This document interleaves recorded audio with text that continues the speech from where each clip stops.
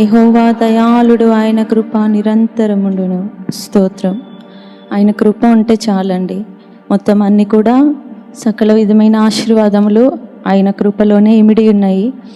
అది స్వస్థత అయినా, లేదంటే ఇహలోక సంబంధమైన ఆశీర్వాదాలైనా, ఆత్మీయ సంబంధమైన దీవెనలైనా, ఏవైనా సరే ప్రతిదీ కృప అన్న పదంలో అన్నీ ఇమిడి ఉన్నాయి.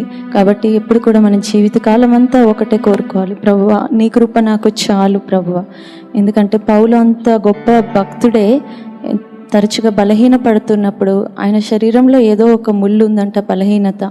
అది ఆయనని పడవేస్తూ ఉన్నప్పుడు దేవుడిని అది తీసివేయమని అడిగితే దేవుడు చెప్పింది, నా కృప నీకు చాలును.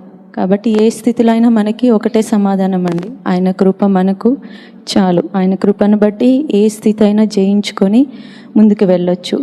కాబట్టి అందరం కూడా ప్రభువా నీ కృప నాకు చాలును, నీ కృప లేనిదే